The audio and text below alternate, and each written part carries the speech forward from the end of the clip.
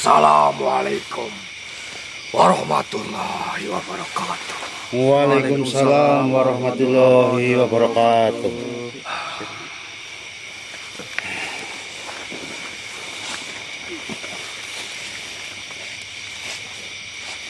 Mohon maaf, saya mengganggu perjalanan kalian untuk menemui Syekh Muhammad Saudri. Oh ya, tidak apa-apa Raja Kosiron. Justru kehadiran panjenengan termasuk suatu kehormatan bagi kami, Kosiron.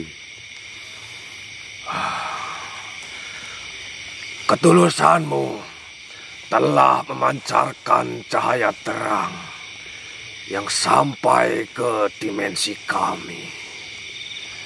Dan minyak Al-Karimah yang kau bawa itu, ia adalah sesuatu yang sangat istimewa.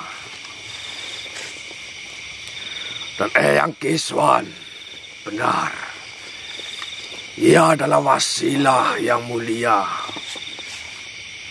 Tapi izinkan aku menceritakan sesuatu yang mungkin belum ia sampaikan. Nggih, monggo Kosiron. Minyak Al-Karimah yang kau pegang itu pada hakikatnya memiliki kekuatan yang setara dengan Mustika Al-Karimah. Mustika Al-Karimah? Ya, Mustika Al-Karimah. Sebuah mustika yang memiliki energi murni yang bisa menyembuhkan segala penyakit dan memberikan pencerahan, kekuatan, penyembuhan, dan spiritualnya tidak terbatas dan tidak pernah habis. Perbedaannya adalah bahwa Mustika Al-Karimah adalah sumbernya yang abadi. Ia tidak akan pernah habis, sedangkan minyak itu adalah perwujudan sementara dari kekuatan itu. Ia bisa habis jika digunakan. Yoga, janganlah itu menjadi persoalan bagimu. Jangan bersedih karena minyak itu bisa habis. Justru inilah keindahannya. Keindahannya bagaimana maksud panjenengan Kosiron? Ya, karena bisa habis, ia mengajarkanmu tentang keikhlasan dan kebijaksanaan. Kau harus memilih dengan bijak kepada siapa kau akan memberikannya. Kau akan belajar untuk tidak menyia-nyiakan. Kau akan menghargai setiap tetesnya. Mustika yang abadi mungkin akan membuatmu lupa akan nilai dari sebuah pemberian. Subhanallah. La haula wala quwata illa billah. Dan yang terpenting, seperti yang telah dikatakan oleh para tabib dan sesepuh, ia bisa menyembuhkan sakit apapun, fisik maupun batin, dengan izin Allah. Kekuatannya tidak kalah dengan mustika legendaris itu. Maksudnya mustika legendaris? Mustika Al-Karimah. Setetes minyak itu dengan niat yang benar bisa memiliki kekuatan yang sama dengan mustika Al-Karimah untuk menyembuhkan satu penyakit. Masya Allah. Jadi meskipun suatu saat minyak Al-Karimah ini habis, Namun selama hamba menggunakannya dengan benar untuk kebaikan, itu sudah cukup, Kosiron. Tepat. Itulah pelajarannya. Jangan berduka untuk sesuatu yang fana. Gunakanlah untuk menebar kebaikan. Selagi itu ada. Setetes untuk menyembuhkan seorang anak. Setetes untuk menenangkan seorang tua. Setetes untuk menyucikan sebuah niat. Itu lebih mulia daripada menyimpan mustika abadi hanya untuk dirimu sendiri. Subhanallah. Ingatlah selalu itu, Yoga. Kau adalah penjaga sementara dari sebuah anugerah yang besar.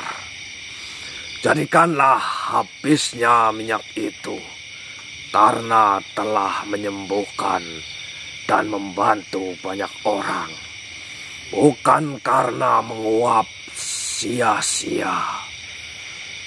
Dan sekarang, lanjutkan perjalananmu. Cahayamu telah terlihat oleh yang berhak menerimanya. Masya Allah. Saya merasakan sesuatu yang berbeda malam hari ini, Raja Kosiron.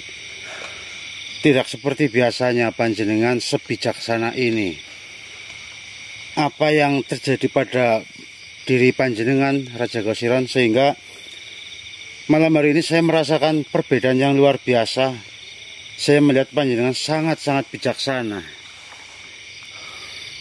Dulu, guru sejatiku selalu mengajarku 3 hal yang menjadi pondasi dari segala ilmu dan amal. Kini, ingin kuwariskan pengetahuannya kepadamu. Alhamdulillah. Nggih, monggo Kosiron sampaikan kepada kami. Yang pertama, ilmu tanpa amal adalah pohon tanpa buah. Kau telah mencari ilmu dari tabib, dari sesepuh, bahkan kini mencari seorang syekh. Itu baik. Tapi ingat, ilmu yang kau kumpulkan tidak akan ada artinya jika tidak kau amalkan. Seperti pohon yang rindang, tapi tidak menghasilkan sesuatu yang bisa dimakan. Ilmu penyembuhmu harus kau gunakan untuk menyembuhkan. Ilmu kebijaksanaan harus kau gunakan untuk menasehati. Jangan menjadi perpustakaan yang berdebu. Jadilah sungai yang mengalir air kehidupan. Masya Allah. Ya, insya Allah kami paham, Kosiron. Ilmu adalah untuk diamalkan, bukan untuk disimpan. Begitu nggih, Kosiron. Benar. Oh, benar. Dan yang kedua, amal tanpa ikhlas adalah patung yang rapuh. Kau bisa menyembuhkan ribuan orang. Kau bisa melakukan hal-hal hebat. Tapi jika di dalam hatimu ada keinginan untuk dipuji, dihormati, atau mendapatkan imbalan, maka semua amalmu itu seperti patung yang terlihat megah, tapi terbuat dari pasir. Ia akan runtuh diterjang angin. Pertama yang mengujinya, ikhlaslah. Lakukan semata-mata karena Tuhan. Seperti minyakmu itu yang hanya bekerja untuk niat yang tulus. Nah, inilah yang paling sulit, Kosiron, menjaga hati agar tetap bersih. Itulah mengapa kita harus selalu memohon bantuan Sang Pencipta. Dan yang terakhir, ikhlas tanpa doa adalah perahu tanpa dayung. Maksudnya bagaimana, Kosiron? Kau bisa memiliki niat yang paling ikhlas, tapi tanpa memohon kekuatan dan pertolongan dari Allah, kau seperti seorang pelaut di perahu yang kokoh di lautan luas, tetapi tanpa dayung. Kau akan terombang-ambing, tidak bisa mengarahkan perahumu. Doa adalah dayungnya. Doa adalah pangkuan bahwa kita lemah dan membutuhkan Tuhan. Doa yang menyatukan ilmu dan keikhlasan. Keikhlasan kita dengan kekuatan Tuhan yang tak terbatas. Masya Allah. Tiga hal ini, ilmu, amal, ikhlas, yang disatukan oleh doa. Inilah pondasi yang kujaga seumur hidupku.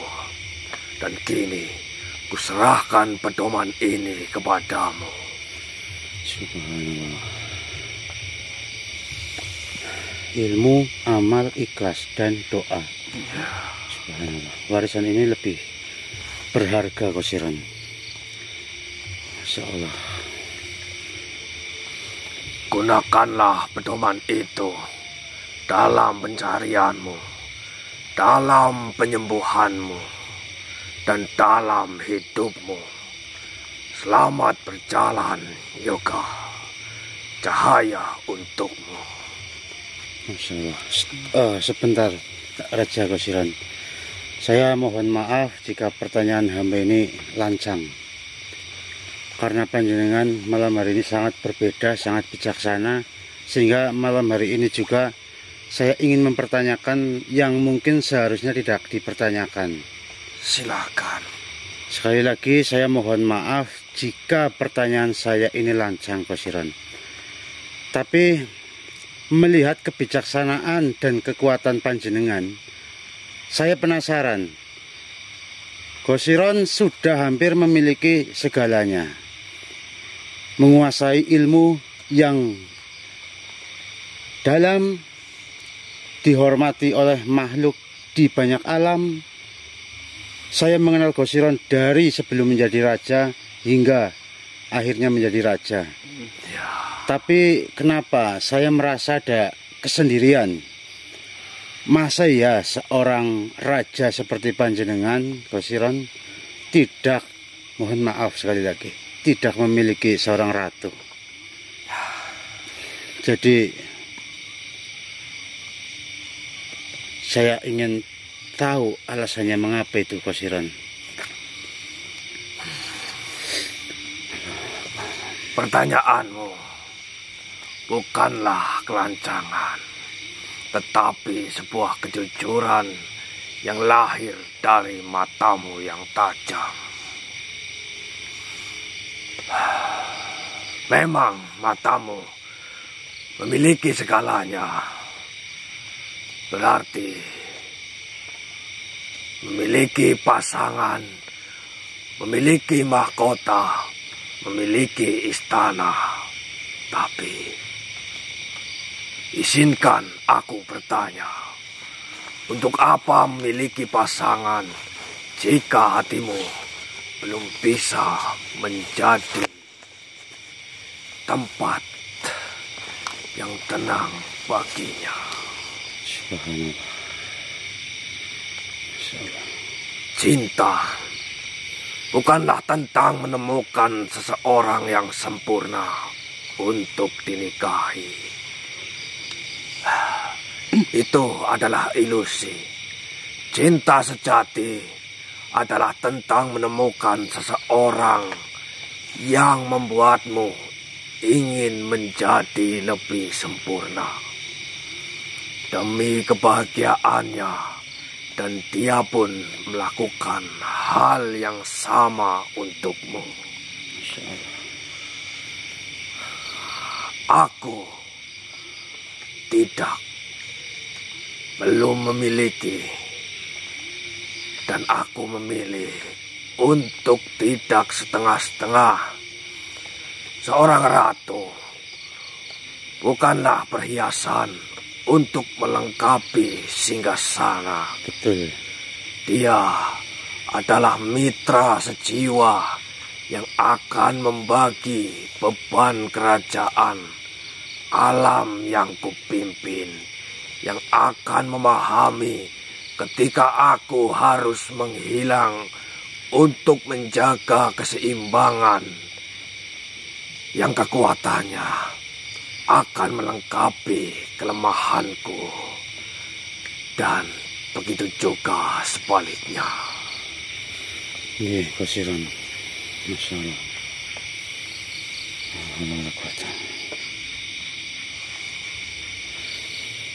Jadi bagaimana selanjutnya, Kosiron?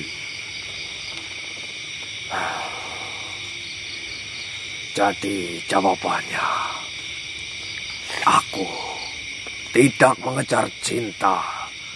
Aku menyiapkan diri untuknya. Dan ketika waktunya tiba, dan dia yang di atas segalanya telah menakdirkannya, maka tidak ada satu kekuatan pun di alam semesta ini yang bisa mencegahnya. Sampai saat itu, aku tidak kekurangan. Aku justru kaya akan kesabaran dan penantian yang penuh makna. Ya, maafkan kami, Kosiron. Ya. Tapi sekarang kami sudah mengerti. Cinta itu bukan tentang memiliki, tetapi tentang menjadi. Seperti itu, nggih, Kosiron. Tepat sekali.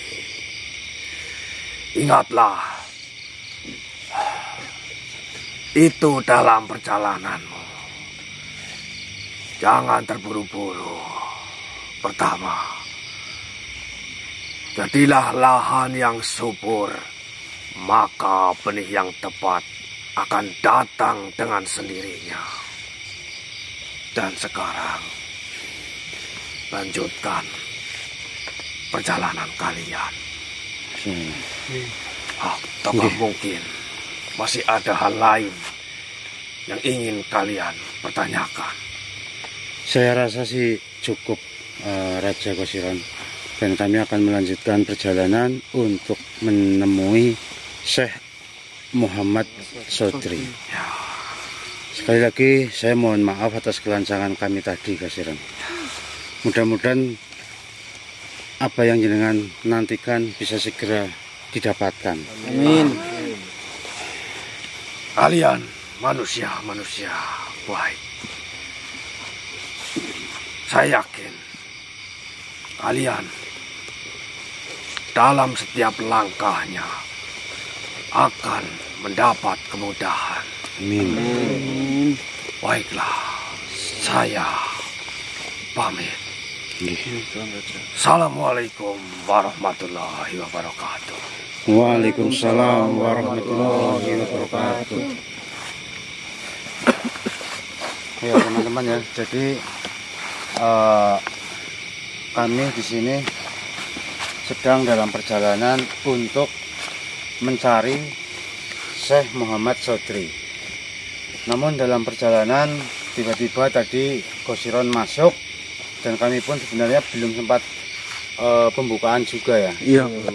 Jadi yaitu teman-teman, tujuan kami itu, dan tadi ketemu Kosiron. Ternyata Kosiron menurut saya ini tidak biasanya, karena Kosiron biasanya tidak sebijak ini. Namun entah kenapa Kosiron malam hari ini benar-benar sangat bijak. itu tidak menjadi masalah teman-teman.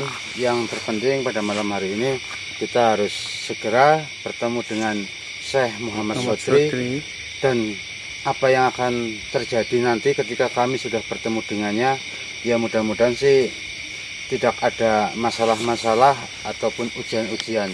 Yang kami harapkan ya bertemu dengan beliau dan kami pulang mendapatkan suatu pelajaran atau pengalaman dari beliau, teman-teman. Amin. Sudah, kalau begitu kita lanjutkan perjalanan. Namun mungkin sebelum kita melanjutkan perjalanan, kita berdoa terlebih dahulu agar perjalanan kita selalu dilancarkan. Apa yang kita hajat, yang kita inginkan bisa terkabul. Amin. Doa mulai.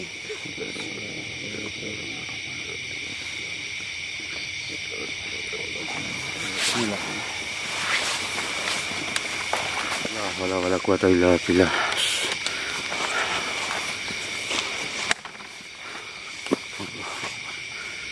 Assalamualaikum warahmatullahi wabarakatuh.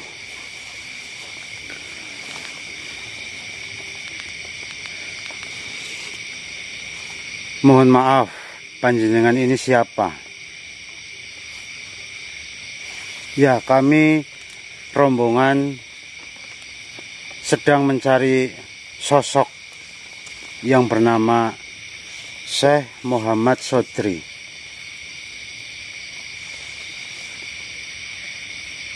Subhanallah. Mohon maaf, Syekh Muhammad Sodri. Ya, terus terang saja kami memang tidak tahu panjenengan ini seperti apa, sehingga kami benar-benar tidak mengenali bahwa ternyata panjenengan adalah Syekh Muhammad Sodri. Kami sangat senang bisa bertemu dengan panjenengan, Syekh.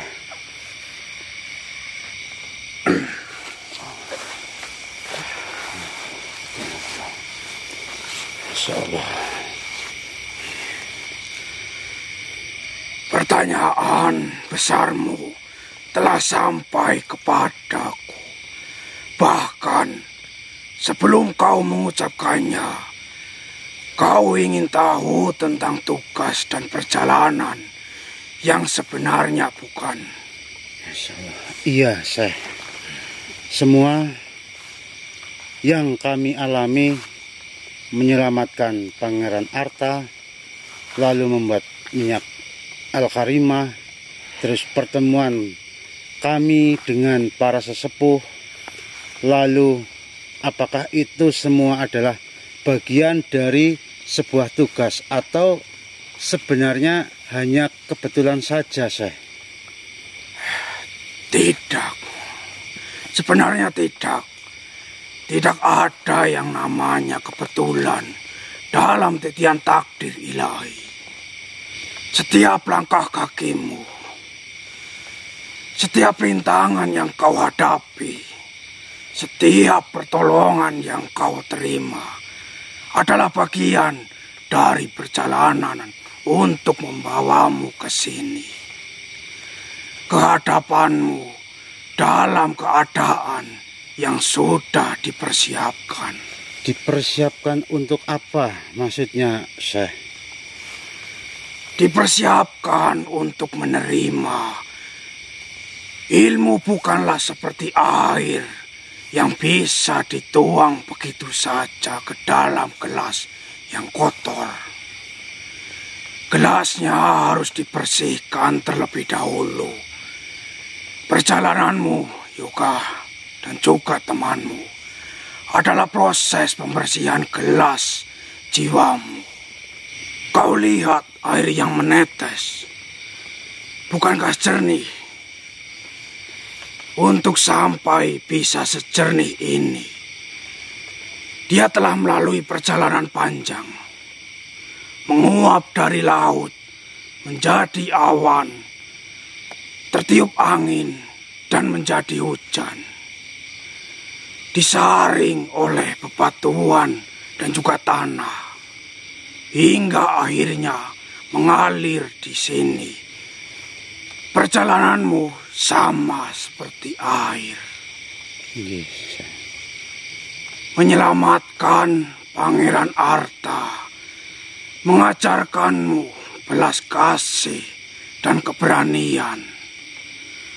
Mencari bahan-bahan minyak mengajarkan kalian kesabaran dan ketelitian. Lalu bertemu dengan tabib tulus mengajarkan kalian tauhid dan keikhlasan. Dan bertemu Eyang Kiswan mengajarkan kalian tentang kedalaman spiritual. Dan Wejangan Kosiron mengajarkan kalian tentang cinta dan persiapan diri. Masya Allah. Dengan tahu semua kita sudah bertemu dengan siapa saja. Semua itu adalah syarat yang harus kalian penuhi sebelum layak duduk di sini dan belajar tenang, tasawuf, dan penyembuhan hati. Jika kalian datang langsung kepada diriku tanpa melalui semua itu, kata-kataku akan seperti angin lalu. Tidak akan kau pahami. Masalah. Jadi tugas kami di sini untuk belajar, Syekh. Belajar adalah tugas semua manusia sampai ajal menjemput. Tapi tugas kalian adalah untuk menjadi perantara. Perantara antara ilmu sejati yang akan kalian pelajari di sini dengan dunia luar yang sangat membutuhkannya. Masya Allah. Nggih, Syekh, nggih. Kalian bukan ditakdirkan untuk menjadi pertapa yang menyendiri selamanya. Suatu saat nanti kalian akan kembali. Kalian akan menggunakan minyak al-karimahmu hingga mungkin habis. Dan kemudian kau akan menggunakan minyak yang ada di dalam hatimu, ilmu dan juga keikhlasan, untuk menyembuhkan dan menuntun orang lain. Itulah tugas besar kalian. Masya Allah. La haula wala quwata illa billah. Sekarang gelas jiwa kalian sudah lebih bersih. Kalian sudah siap. Apakah kalian siap untuk memulai perjalanan yang baru? Perjalanan ke dalam diri kalian sendiri yang lebih dalam dan lebih menantang dari segala rintangan di hutan ini. Masya Allah. Ya, dengan segala kerendahan hati, insya Allah kami siap, Syekh. Saya harap panjenengan mau membimbing kami semua yang ada di sini, Syekh. Manusia, sebelum kita menyelami samudra hati, mari kita bahas dahulu perahu yang telah membawamu sampai ke sini. Minyak al-karimah itu letakkanlah di antara kita. Oh, nggih, nggih. Minyaknya ini.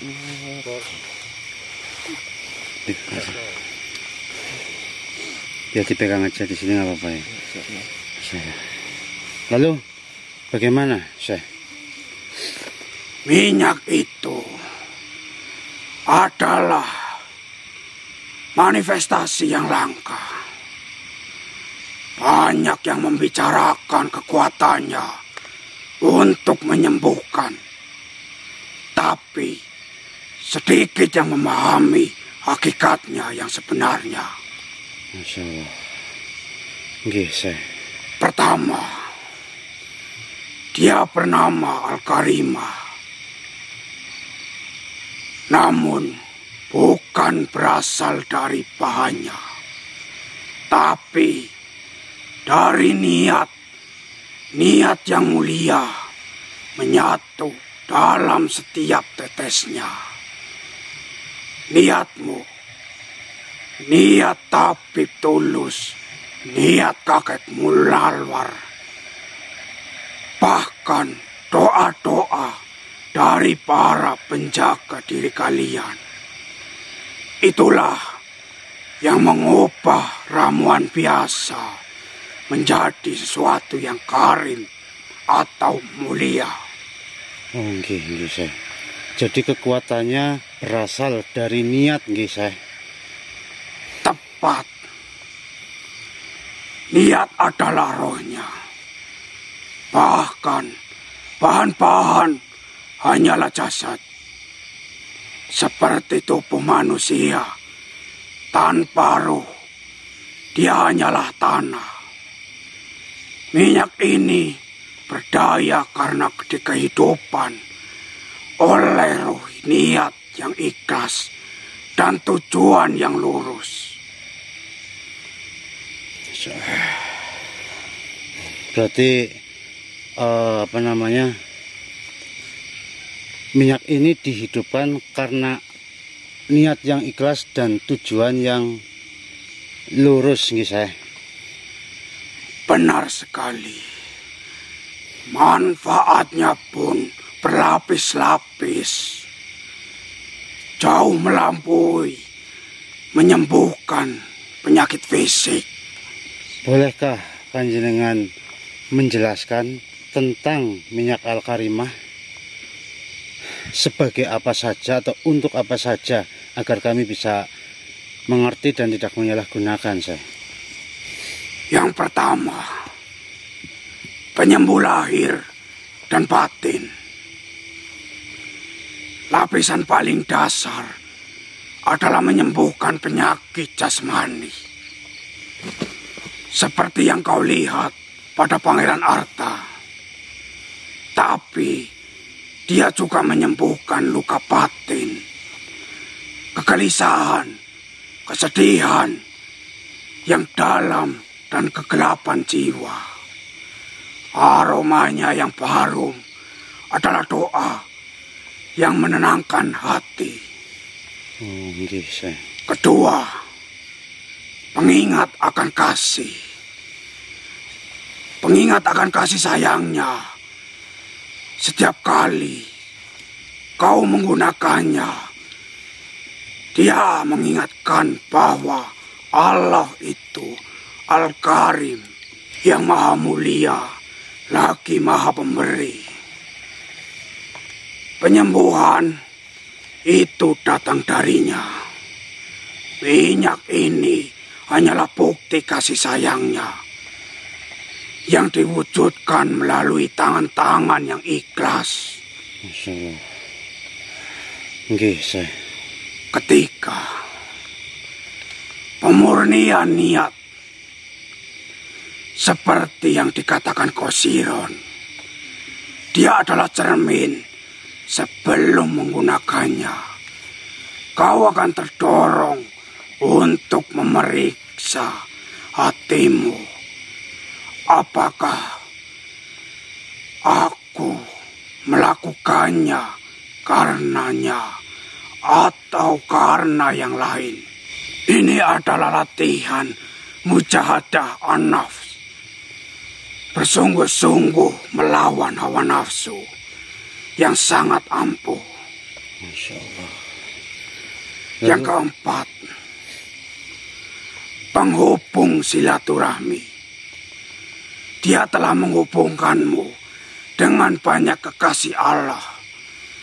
Tabib Tulus, Tabib Nursidi, kakek Mulnawar, dan Qasiron. Jaringan kebaikan inilah yang sesungguhnya merupakan mustika yang tidak akan pernah habis. Dan yang kelima, wasilah tawakal. Kalian berusaha meraciknya dengan sempurna, tapi kalian tahu yang menyembuhkan bukanlah minyaknya. Itu gambaran sempurna dari tawakal. Usaha maksimal disertai penyerahan diri total kepada Allah.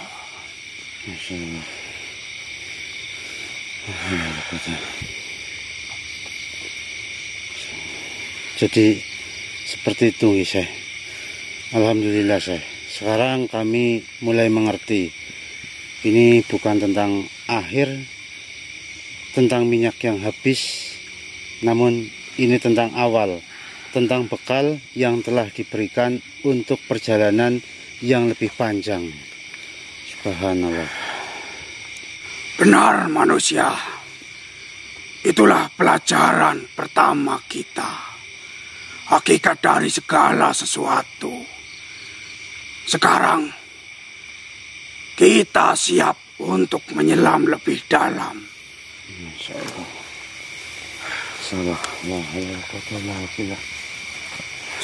Subhanallah. Sebentar, Syekh. Sebentar, mohon maaf. Baiklah. Masya Allah. La haula wala quwata illa billah. Assalamualaikum warahmatullahi wabarakatuh. Eyang.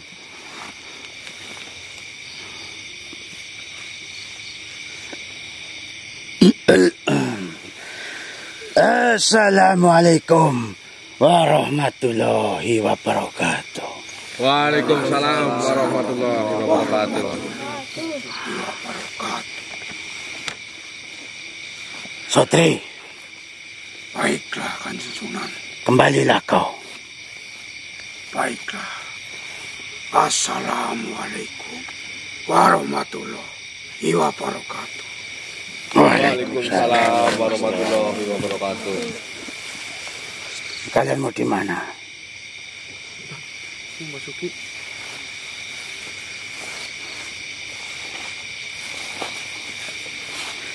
Majulah kalian semua. Baik ya. Baik ya.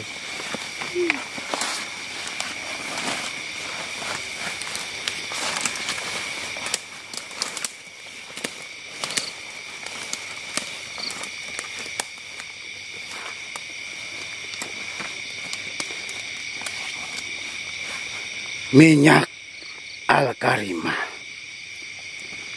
Namanya indah, bukan? Indah apa tidak? Indah sekali yang. Artinya apa? Al-Karimah. Yang mulia. Tapi cucu-cucuku, apakah kau tahu dari mana kemuliaannya berasal? Kemuliaannya bukan dari embun pagi, bukan dari getah Kamboja, bukan dari jahe, dan bukan dari bunga melati. Itu semua hanyalah jasadnya saja.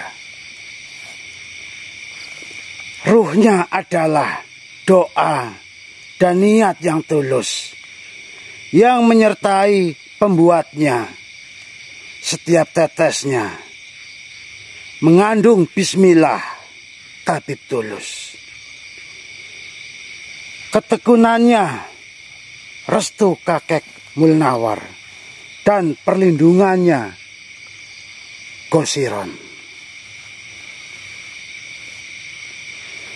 Minyak Al-Karimah itu hidup. Ia mengenali tuannya. Ia mengenali niat. Kau bisa memberikannya kepada 100 orang. Tetapi hanya mereka yang hatinya bersambung dengan niat, murnimu, dan doa-doa dalam minyak itu yang akan merasakan khasiatnya. Kekuatannya tidak mutlak, kecuali kekuatan dari Allah. Minyak ini adalah perantara, dan kekuatan perantara bergantung pada kedua belah pihak, pemberi dan penerima. Seperti hubungan antara guru dan murid. Jika muridnya tidak siap, ilmu sehebat apapun tidak akan masuk. Dengarkan baik-baik. Minyak Al-Karimah yang kau bawa itu, Bawor, itu pasti akan habis. Itu sudah pasti. Tapi seperti yang dikatakan tadi oleh siapa itu, bahwasanya janganlah bersedih jika minyak itu habis. Kekuatan sejatinya justru akan pindah ke dalam dirimu saat tetes terakhir kau gunakan. Setiap tetes yang kau oleskan dengan benar akan meninggalkan jejak kemuliaan di jiwamu.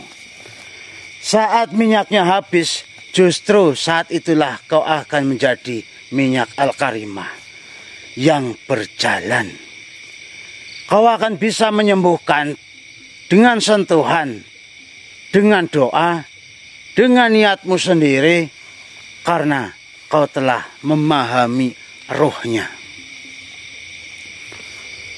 Ini gelap, Primok.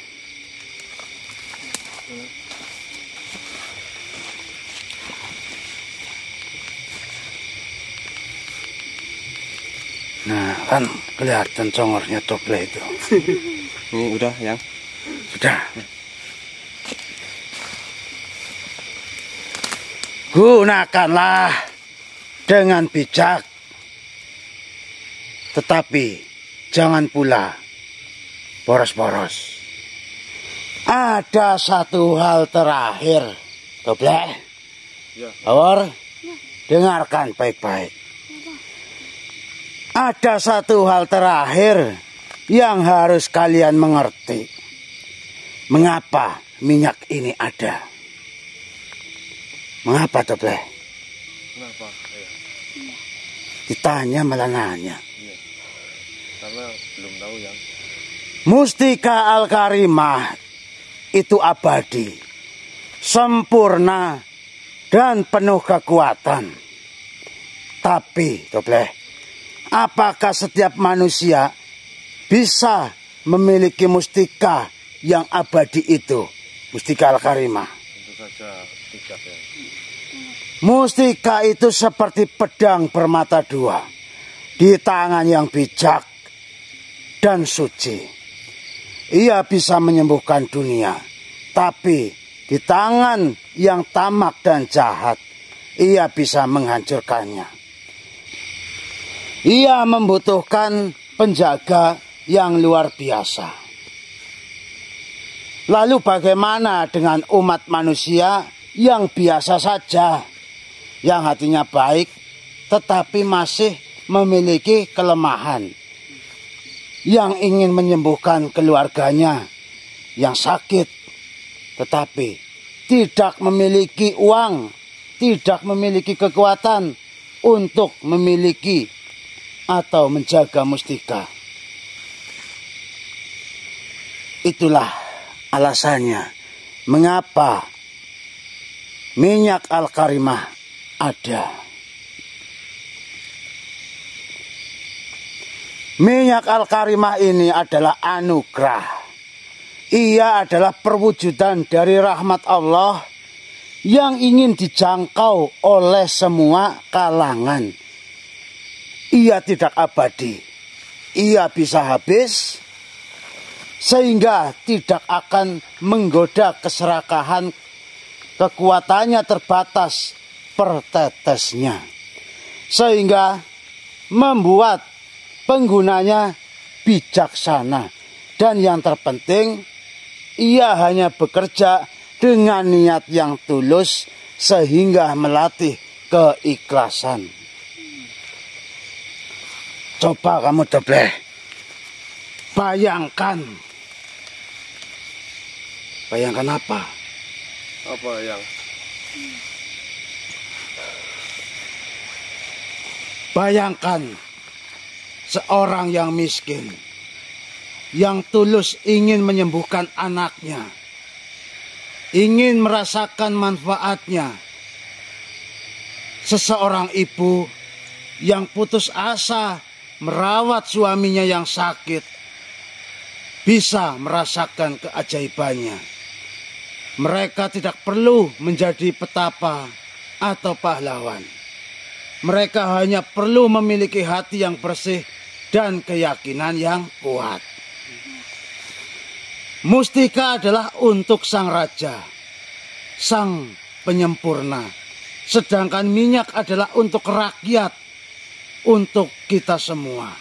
Agar setiap orang dari kalangan manapun, selama niatnya lurus, bisa merasakan sentuhan kemurahannya.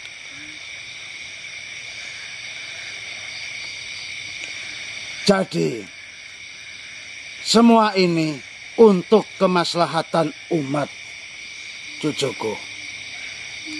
Itulah mengapa begitu banyak kekuatan baik membantu kalian. Mereka bukan hanya membantumu, mereka sedang melindungi sebuah alat penebar rahmat untuk umat manusia. Jadilah penjaga yang baik untuk rahmat ini. Gunakan sebanyak-banyaknya kebaikan. Dan saat ia habis, jadilah seperti minyak itu. Mengabdi tanpa syarat hingga tetes terakhir tenagamu untuk kemaslahatan umat.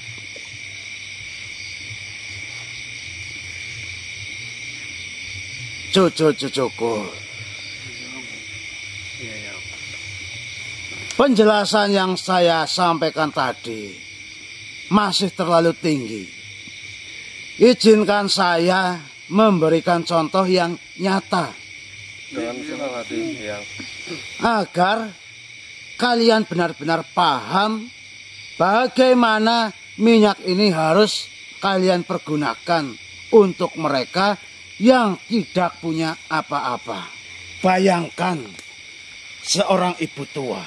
Ya. Kita kasih nama atau sebut saja Mbah Siti. Bayangkan ya, ia tinggal di gubuk reyek di ujung desa. Anaknya sudah pergi, suaminya sudah meninggal. Ia sakit-sakitan, sendi-sendinya terasa ngilu. Tahu ngilu toh, Beh? Ya. Matanya rabun. Dan ia tidak punya uang sepeser pun untuk berobat kepada tabib. Kalau di manusia sekarang kepada dokter.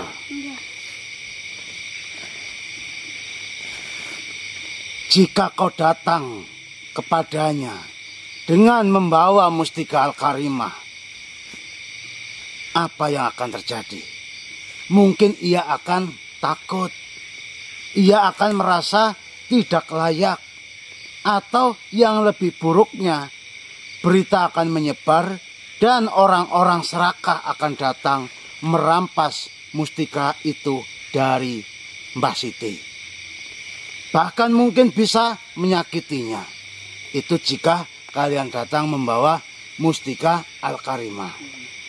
Karena mustika Al-Karimah banyak yang menginginkannya. Tapi jika kau datang kepadanya dengan membawa minyak Al-Karimah, kau bisa berkata begini, Mbah, ini minyak hangat. Boleh saya oleskan ke punggung Mbah? Kalian bayangkan ini sedang terjadi di kalian. Jangan manduk-manduk dok ndase. Tadi sampai mana? Oleskan ke punggung si Mbah. Oleskan ke punggung Mbah Siti. Dan kau berkata, ini bisa mengurangi pegal yang jenengan cerita seperti itu. Kau tidak perlu menyebutnya ajaib. Kau hanya datang sebagai seorang anak yang ingin membantu. Kau oleskan minyak ini dengan lembut sambil membacakan bismillah dalam hatimu. Dan saat Mbak Siti merasakan kehangatan yang menembus tulang-tulangnya, saat ngilunya berkurang untuk pertama kalinya dalam bertahun-tahun, dan ia bisa tidur nyenyak, itu adalah keajaiban yang sesungguhnya. Sebuah keajaiban yang tidak menakutkan, tidak memicu keserakahan, dan yang terpenting terjangkau olehnya. Itulah perbedaan besarnya. Mustika bisa kita katakan untuk mengubah dunia, tetapi minyak untuk mengubah hati seseorang, Mbah Siti, atau siti-siti yang lainnya. Atau bayangkan seorang anak nelayan yang kakinya terluka oleh karang. Keluarganya tidak punya uang untuk obat. Cukup setetes minyak Al-Karimah. Lukanya sembuh lebih cepat. Infeksinya hilang. Anak itu bisa kembali membantu ayahnya melaut. Itulah dampaknya. Jadi tugas kalian cucu-cucuku adalah menjangkau mereka yang tidak terjangkau oleh mustika Al-Karimah. Paham tapi kalian? Coba kalian terangkan yang kalian pahami. Jadi minyak Al-Karimah untuk orang-orang yang seperti kita, untuk kalangan menengah ke bawah. Beda dengan mustika Al-Karimah. Mustika Al-Karimah untuk kalangan menengah ke atas. Ya, mungkin kurang lebihnya seperti itu, Tobe. Jadilah seperti hujan yang turun sendiri menyirami semua tanaman, baik yang ditanam di istana maupun yang liar di pinggir jalan. Ingatlah, nilai dari minyak Al-Karimah itu bukan diukur dari berapa banyak emas yang bisa kau tukar dengannya, tetapi dari berapa banyak air mata penderitaan yang berhasil dihapusnya, dan berapa banyak senyum kelegaan yang berhasil diciptakannya. Selamat berjalan cucu-cucuku. Selamat jalan penebar rahmat. Jadi begini, Tobleh. Seperti yang tadi kau sampaikan. Minyak Al-Karimah ini ada untuk mereka yang tidak mampu memahar mustika Al-Karimah. Semua ingin merasakan manfaat mustika Al-Karimah. Namun kalau tidak punya uang ya tidak bisa memiliki mustika Al-Karimah. Lalu Lawong beli mustika Al-Karimah satu sama saja dengan beli kambing satu. Bandot malah. Yaitu, maka dari itu dengan adanya minyak Al-Karimah ini menjadi solusi bagi mereka yang tidak mampu memahar mustika Al-Karimah. Lalu apa yang harus kalian lakukan? Disebarkan atau diberikan secara gratis? Tidak. Gratis ya seneng nanti yang dapat. Mereka harus menghargai perjuangan kalian. Tidak boleh gratis-gratisan. Zaman sekarang gratis. Kencing saja bayar. Jadi begitu. Nanti maharnya ya yang wajar saja. Mungkin bisa 150.000 atau 300.000, tergantung apanya. Betul. Tergantung botolnya atau isinya. Jadi kalian pikirkanlah, kalian bisa pasti untuk membaginya. Jikalau Doble tidak punya uang, punyanya 300.000, dikasih yang agak banyakan.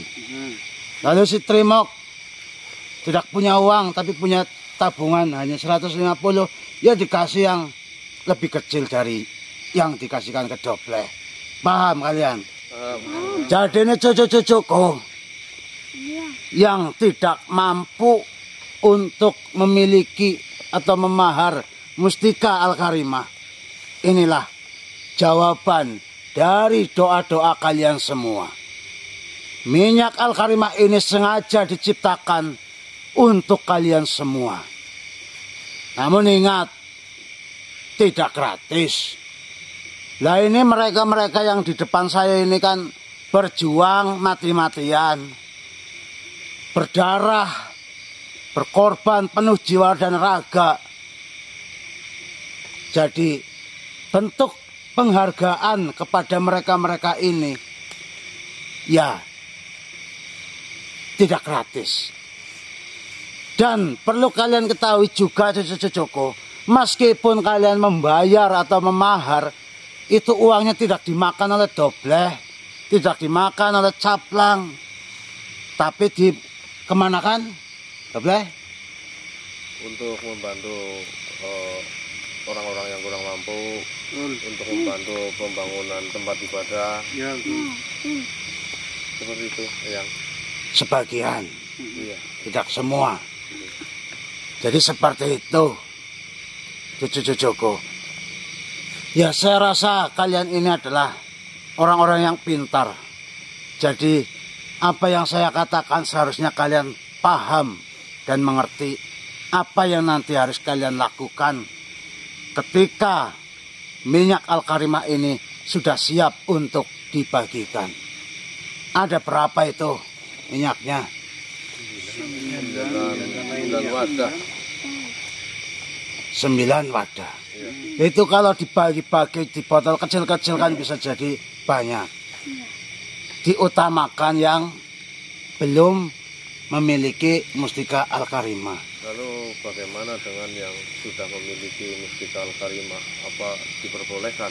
Tentu saja diperbolehkan asal dengan niat yang sama. Sama dengan yang tidak mampu, yaitu untuk mengobati. Kalau yang belum memahar mustika Al-Karimah dan saat ini ingin memahar keduanya, apa diperbolehkan juga? Apa masih mustikanya? Masih. Ya kalau masih ya nggak apa-apa. Dikasihkan saja sesuai dengan mahar yang ditentukan. Ini kemarin si Yoga nanya kepada saya, Eyang, itu ada yang nawar 500.000 dikasih apa? Jangan. 500.000 itu tidak ada harganya dengan nyawa kalian. Jangan main-main ini. Karomahnya sudah jelas. Masa itu bukan apa namanya? Itu tidak menghargai sama sekali itu. Ya sudah kalau begitu. Saya mau pergi. Ada yang ditanyakan lagi apa tidak? Ya udah, jika begitu saya pamit. Mudah-mudahan nanti minyak Al-Karimah itu benar-benar bisa bermanfaat untuk orang-orang, terutama yang sakit. Amin. Dan satu hal terakhir yang ingin saya sampaikan, bahwa kekuatan yang terkandung di dalam mustika Al-Karimah juga berada di minyak Al-Karimah. Bedanya hanya satu, minyak bisa habis, mustika tidak akan ada habisnya. Jadi benar-benar gunakan sebaik mungkin per tetesnya. Assalamualaikum warahmatullahi wabarakatuh. Waalaikumsalam warahmatullahi wabarakatuh. Gimana Mas Sob ya? Alhamdulillah tadi yang Pak Sugi banyak menjelaskan ya. Iya. Tentang mustika Al-Karimah dan minyak Al-Karimah. Dan beliau juga menjelaskan untuk minyak Al-Karimah minyak al-karimah itu ditujukan kepada orang-orang yang kurang mampu atau belum mampu memahar mustika al-karimah. Seperti itu. Berarti dengan adanya minyak al-karimah ini bisa untuk orang-orang yang kemarin memang banyak banget, mungkin ada 1000 orang lah yang menanyakan mustika al-karimah.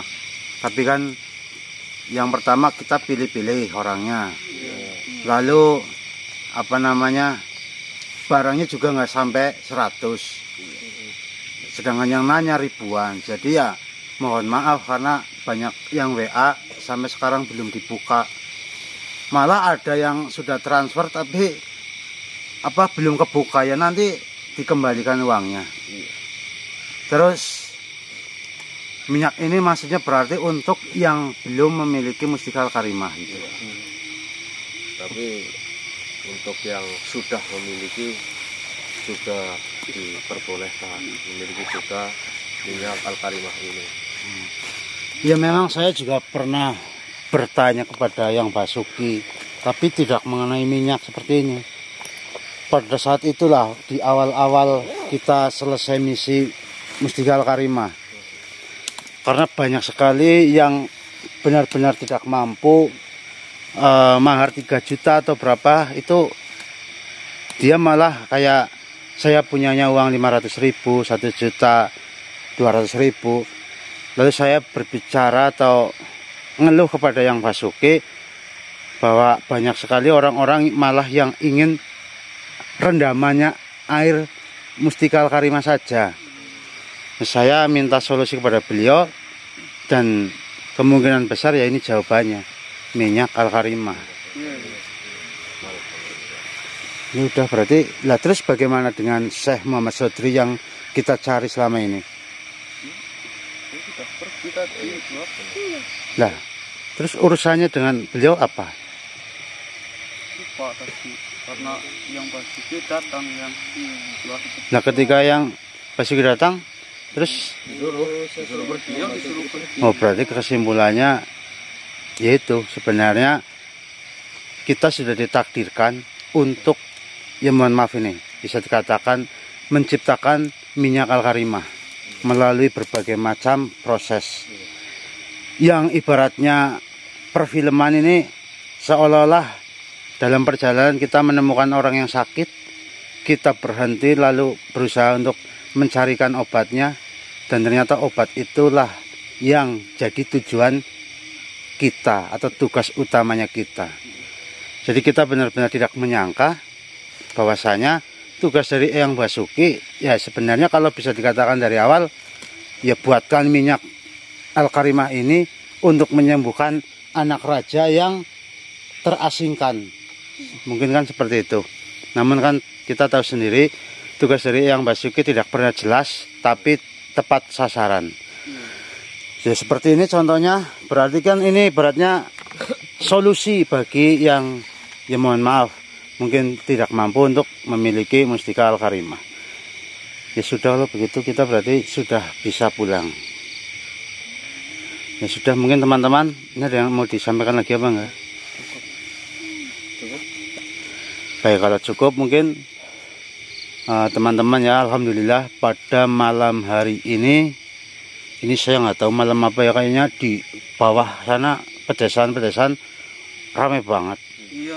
Itu di sebelah utara suara dangdut, di sebelah timur suara wayang, di sebelah selatan itu tadi ada suara wayangan. Apa ini akhir itu mungkin apa namanya? Akhir bulan Agustusan. Ya sudah, mungkin teman-teman ya alhamdulillah tugas kita sudah selesai. Berarti kita akan langsung siap-siap dan kita akan mungkin langsung pulang karena ini juga belum pagi. Ya sudah, kalau begitu apabila ada salah kata, perilaku ataupun perbuatan dari kami mohon maaf yang sebesar-besarnya. Wassalamualaikum warahmatullahi wabarakatuh. Waalaikumsalam warahmatullahi wabarakatuh.